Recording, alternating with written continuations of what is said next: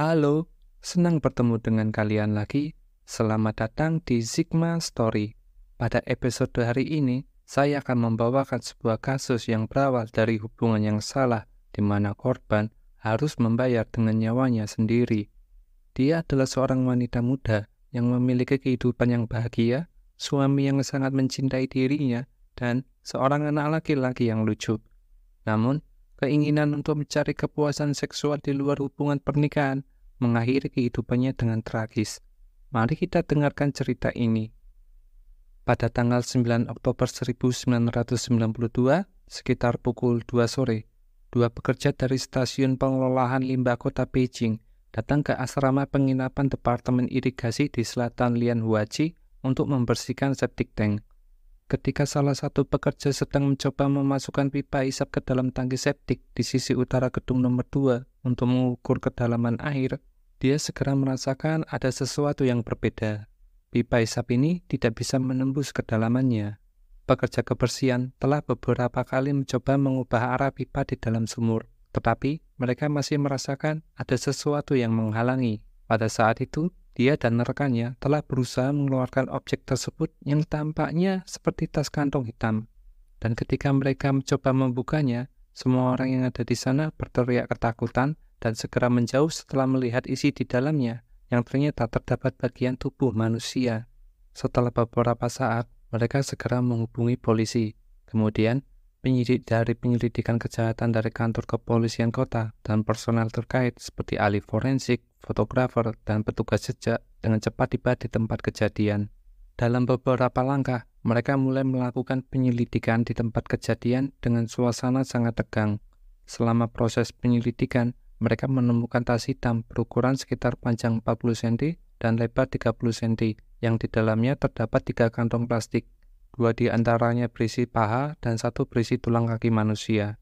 Semua bagian tubuh ini sudah dalam kondisi terurai. Selain itu, dari tangki septik, mereka juga menemukan 1 kantong plastik besar yang berisi separuh tubuh bagian atas dari seorang wanita tanpa adanya kepala, dan 2 tangan yang dilapisi dengan selai kain tirai dengan dibalut 2 helai kain gorden. Tubuhnya sudah sangat rusak. Pada akhir hari itu, polisi mengadakan pertemuan untuk menganalisis kasus ini. Saat itu, seorang polisi tua tiba-tiba teringat tentang kasus hilangnya seorang wanita muda yang terjadi 1 tahun sebelumnya. Pada waktu itu, meskipun tempat ini tidak jauh dari pusat kota yang ramai di Beijing, penduduk sekitar desa masih hidup dalam keadaan miskin. Setelah pemerintah melakukan perencanaan tata ruang, beberapa penduduk desa telah mendapatkan kebijakan untuk beralih dari warga pertanian menjadi warga kota resmi. Salah satu dari mereka bernama Wang Ling, yang pada waktu itu baru berusia 20 tahun. Dia sangat cantik dan mulai dari saat itu, dia tidak hanya memiliki status warga kota, tetapi juga memiliki penghasilan yang lebih stabil. Kemudian, dia menikah dengan seorang pria yang kondisinya sangat baik dan mereka berdua saling mencintai. Setelah menikah, mereka memiliki seorang anak laki-laki yang sangat dicintai oleh kedua belah pihak keluarga. Mereka memberikan kondisi ekonomi yang sangat baik bagi Wang Ling. Kehidupan Wang Ling bisa dikatakan sangat memuaskan, membuat orang lain cukup iri. Pada tanggal 23 November, pada akhir pekan, suaminya harus pergi bekerja di kota Tianjin.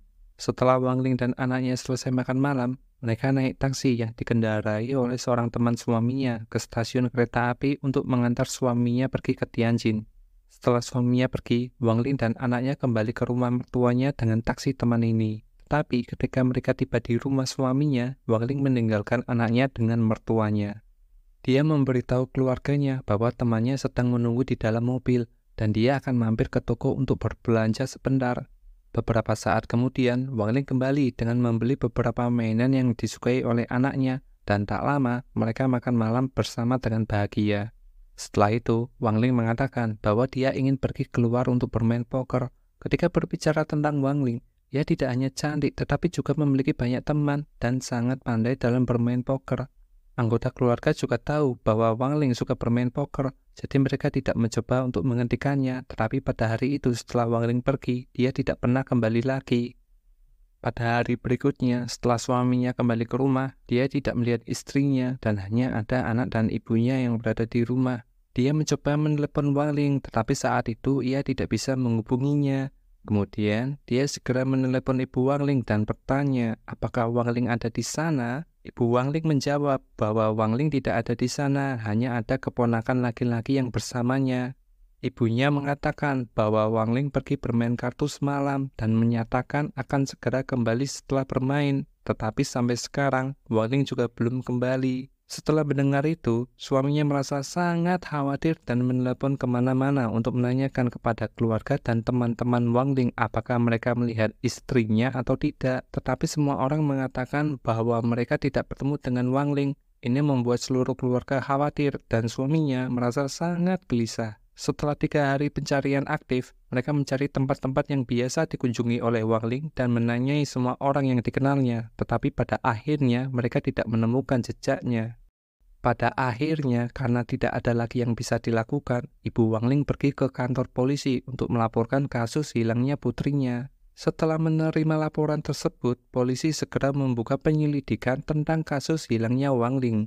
Tetapi yang menarik adalah, Ibu Wangling menerima telepon dari orang asing. Panggilan ini dilakukan oleh seorang pria dengan logat Hebei. Dalam telepon itu, dia mengaku bahwa Wangling telah diculik olehnya dan meminta keluarga membawa uang senilai 10 juta rupiah ke stasiun Zhoushan di Provinsi Hebei untuk menebusnya. Dia juga meminta agar besok tidak menghubungi polisi. Ibunya Wangling terkejut dan merasa campur aduk antara senang dan takut ketika mendengar berita tersebut karena putrinya yang paling kecil akhirnya ditemukan. Namun dia khawatir bahwa putrinya dalam bahaya. Setelah suami Wangling mendengarnya, dia bersikeras untuk menelepon polisi. Setelah berdiskusi, keluarga akhirnya memutuskan untuk meminta bantuan polisi. Keesokan paginya, dengan kerjasama dari polisi yang berpakaian preman, keluarga Wangling bergegas ke stasiun kereta Zhoushan. Mereka menunggu di sana sepanjang hari dari pagi hingga malam, tetapi pelaku tidak pernah muncul. Akhirnya, mereka harus pulang dengan tangan hampa. Ketika keluarga Wangling baru saja tiba di rumah, penculik tersebut menelepon dan bertanya, mengapa mereka melaporkannya ke polisi? Dia mengatakan bahwa mereka tidak mengikuti instruksinya dengan baik dan akan memberi mereka kesempatan lagi besok dengan datang ke stasiun kereta di Shijiazhuang pada pagi hari untuk memberikan uang tebusan.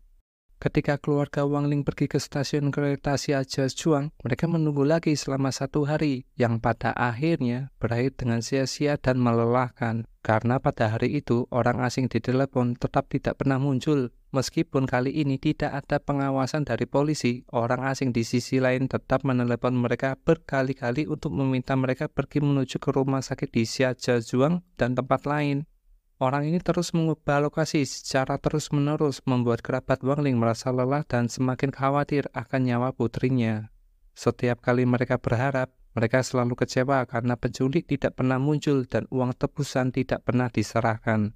Ketika orang asing tersebut menelpon lagi dan meminta mereka pergi ke stasiun kereta di sebuah kota di Shandong, Ibu Wangling yang mendengarkan dengan cermat permintaannya segera langsung menolaknya. Ternyata, dia segera menyadari bahwa orang asing yang meminta uang itu adalah putranya yang bernama Wang Lijun, yang merupakan adik laki-laki dari Wangling.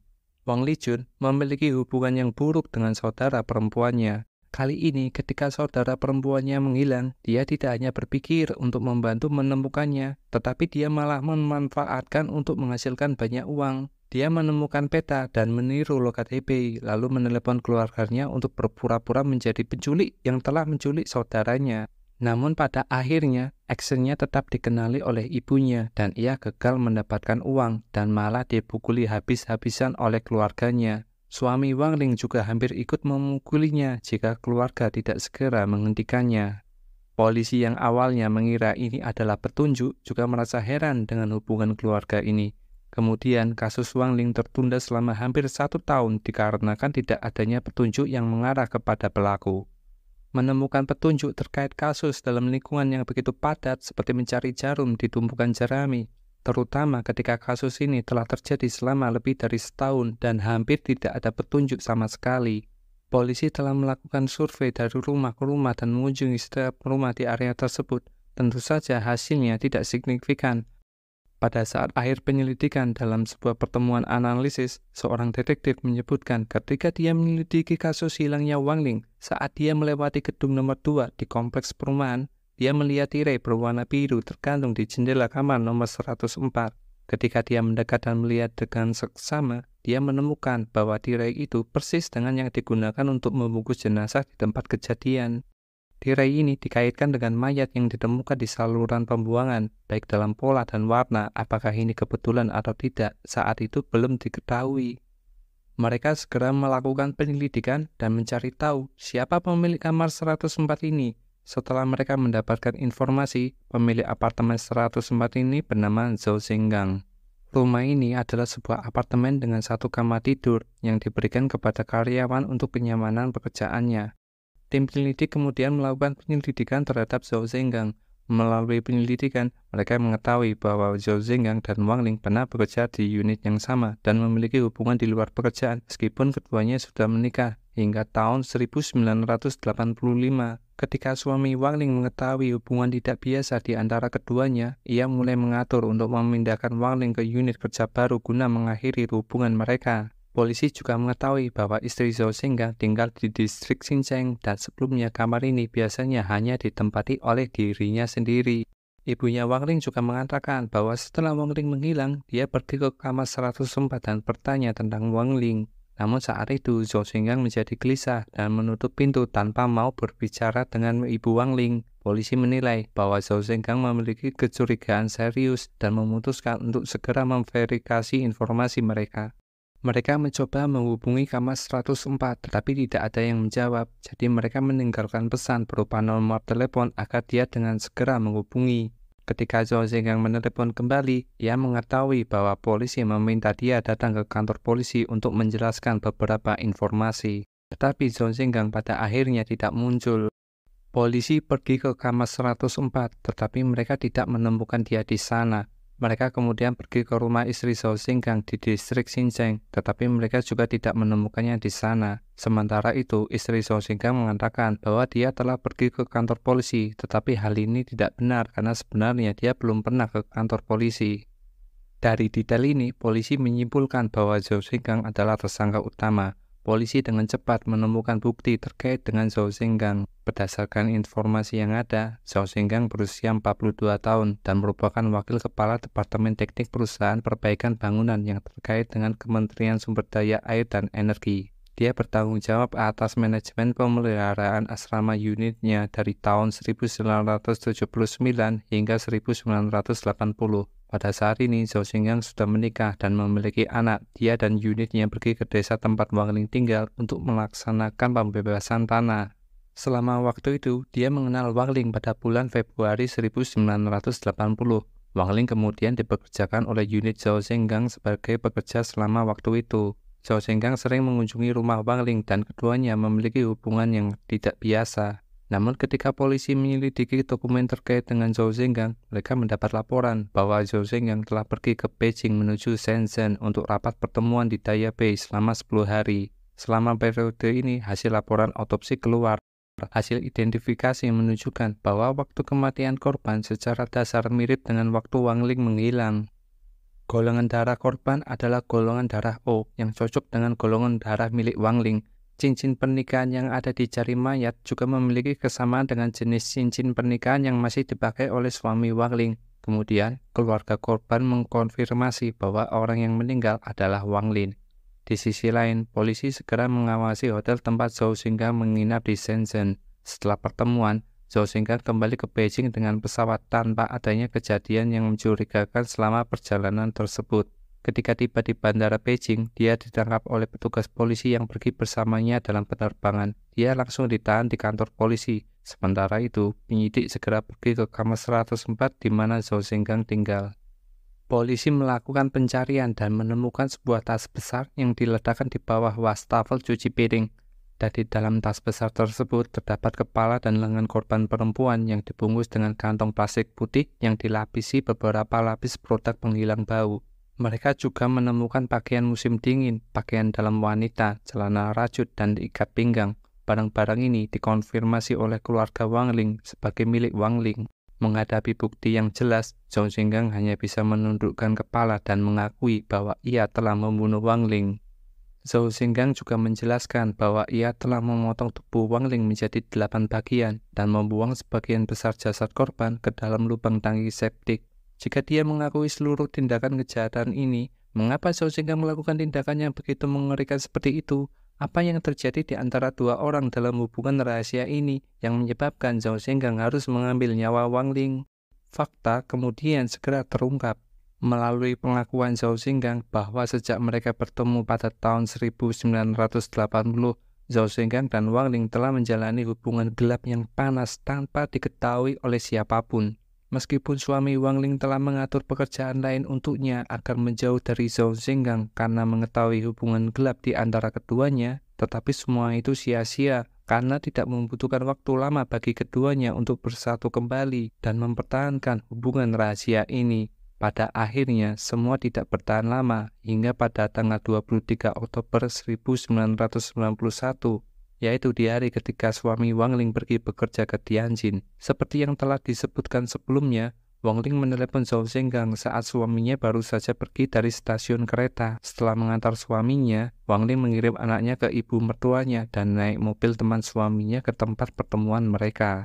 Saat Wang Ling tiba, Zhao Zhengang sudah menunggu di sana dan setelah bertemu, mereka naik taksi menuju ke Xiangshan. Mereka melihat langit sudah gelap. Wang Ling sebenarnya tidak berniat untuk pulang ke rumah dan memutuskan untuk pergi bersama Zhao Zhengang ke sebuah hotel yang memiliki fasilitas cukup baik untuk menginap semalam. Tetapi ketika mereka mendaftar, Wang Ling menyadari bahwa ia lupa membawa kartu identitasnya. Tentu saja, ia tidak bisa tinggal di hotel tersebut, jadi kedua orang itu segera pergi. Setelah itu, mereka naik taksi dan kembali ke kamar 104 di mana Zhao Zhengang tinggal dan menginap di sana dengan dia selama semalam. Keesokan harinya, ketika Wang Ling bangun, ia dengan serius berbicara dengan Zhao Zhengang tentang keinginannya untuk bercerai dengan suaminya. Ia juga mengatakan bahwa ia akan bercerai dengan suaminya agar mereka bisa bersama secara sah. Tetapi Zhao Zhengang tidak pernah ingin bercerai dengan istrinya. Ia hanya ingin menjaga hubungan mereka sebagai hubungan di luar pernikahan. Ketika Wang Ling mendengar ini, ia segera marah dan berteriak-teriak dengan keras kepada Zhao Zhengang. Zhao Zhengang khawatir bahwa jika mereka membuat keributan di kompleks ini, banyak rekan kerja yang akan mengetahui tentang hubungan mereka. Bagaimanapun juga, ia adalah seseorang yang dihormati di kantor, jadi ia berusaha menenangkan Wang Ling agar ia tidak membuat kehebohan. Tetapi Wang Ling sama sekali tidak mendengarkan. Ia masih marah dan mengomel kepada Zhao Zhengang dengan keras. Pada saat ini, Zhao Zhengang sudah benar-benar kehilangan akal dan dengan kejam ia mencekik leher Wang Ling. Beberapa waktu kemudian, Wang Ling tidak lagi berjuang. Barulah ia menyadari bahwa ia telah mencekik Wang Ling hingga mati. Zhao Zhengang sedikit panik, tetapi dengan cepat ia segera mendapatkan ketenangan kembali. Dia harus membuat rencana untuk menghilangkan mayat ini. Berbagai ide tentang cara untuk menghancurkan tubuh dan menghilangkan jejak dengan cepat muncul di kepalanya. Sekitar pukul 2 sore, untuk pertama kalinya, dia mengendarai sepeda dan melemparkan beberapa pakaian dan tas Wang Ling ke area taman Lake Park. Kemudian, dia membeli sebilah pisau belati dan pisau dapur, lalu mengurung dirinya di dalam rumah, mengunci pintu, dan mulai melakukan apa yang pasti bisa kalian tebak. Dia memotong setiap bagian tubuh yang telah diiris kecil-kecil dan memasukkannya ke berbagai kantong plastik besar, membungkusnya dengan tirai jendela dan memasukkannya ke dalam tas travel. Kemudian, sekitar pukul 3 pagi, dia berjalan dengan hati-hati di dalam kegelapan dan menuju ke sumur rusak yang berada di depan gedung nomor 2. Dia telah mengamati tempat ini sebelumnya dan setelah yakin tidak akan ada yang memperhatikan, dia dengan terburu-buru melemparkan tas yang berisi bagian tubuh Wang Ling ke dalamnya. Kemudian, dengan rasa ketakutan yang menyelimuti, ia dengan cepat melarikan diri. Setibanya di rumah, dia membungkus tangan dan sisa tubuh Wang Ling dan menyembunyikannya di saluran ventilasi yang berada di lantai bawah untuk menunggu kesempatan dalam membuang jasadnya. Kemudian saat ini, dia merasa sangat aman setelah menyembunyikan kenyataan bahwa dia telah membunuh seseorang. Dia mulai bekerja seperti biasa dan menunjukkan sikap yang sangat alami di depan rekan kerjanya. Tetapi pada kenyataannya, dia merasa siklus gelisah di hatinya yang membuatnya tidak nyaman. Setiap hari dia merasa takut dan khawatir bahwa suatu saat tas itu akan ditemukan oleh orang lain. Selain itu, ibu Wang Ling terus mencari putrinya dan teman-teman kerjanya sering membicarakan pencarian Wang Ling yang membuatnya merasa seperti duduk di atas bara api meskipun dia telah berusaha untuk mengundurkan diri dari pekerjaannya. Setelah beberapa waktu, dia tiba-tiba mendengar bahwa unit tersebut berencana menggunakan lantai bawah gedung tempat dia tinggal sebagai hotel tamu untuk pameran dan dekorasi. Dia panik dan tergesa-gesa mengeluarkan tas yang menakutkan dari lantai bawah dan menyembunyikannya di bawah wastafel di kamar 104 yang pada akhirnya ditemukan. Kasus pembunuhan mengerikan ini akhirnya terungkap dan Zhao Zhengang dijatuhi hukuman mati karena pembunuhan dengan cara yang kejam.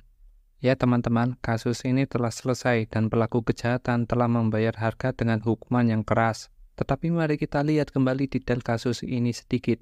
Sebenarnya kasus ini dimulai dari hubungan yang salah dan sejujurnya saya melihat bahwa hubungan seperti ini tidak akan menghasilkan hasil yang baik. Hal ini disebabkan oleh banyak hal yang perlu disembunyikan karena rasa takut terungkap oleh keluarga dan masyarakat. Jadi ini akan selalu menjadi hubungan berbahaya dan tentu saja perilaku ini tidak dapat diterima. Oleh karena itu, kita akan menganalisis situasi korban dalam kasus ini. Jika Anda memperhatikan, pria selingkuh seringkali bukan karena perasaan, tetapi lebih karena keinginan untuk mencari kepuasan atau kegembiraan yang mereka rasa kurang dalam hubungan mereka saat ini. Namun bagi wanita, psikologi mereka biasanya baru terungkap setelah mereka berselingkuh. Terkadang juga karena kebutuhan lain seperti materi. Tetapi jika kita melihat kasus ini, Anda akan melihat bahwa ketika hubungan dimulai, mungkin Wang Ling tidak meminta apa-apa. Dia menerima dengan patuh sebagai seorang wanita dalam bayangan seperti layaknya siklus makan. Namun ketika hubungan gelap ini menjadi lebih mendalam, dia memiliki niat untuk bercerai agar mereka berdua bisa bersama. Tetapi Zhao Zhengang sebenarnya tidak berpikir ke arah itu. Ia lebih suka menjadikannya sebagai guling lembut penghangat di kamar tidurnya. Ia tidak berniat untuk bercerai dengan istrinya, namun dalam konflik untuk menyelesaikan masalah yang berakhir buntu, ia secara tragis mencekik Wang Ling hingga mati. Wang Ling sebagai korban juga memiliki kesalahan. Dia memiliki suami yang baik. Meski dia menemukan perselingkuhan istrinya, suami Wang Ling masih ingin memperbaiki rumah tangganya dan mengatur pekerjaan lain untuknya. Tetapi Wang Ling mengabaikan kebaikan suaminya dan melanjutkan hubungan gelap yang penuh dengan perasaan terlarang. Jika mereka tetap sadar dan rasional, mereka dapat menciptakan keadaan yang lebih aman dan baik. Begitulah kisah hari ini. Terima kasih telah menonton.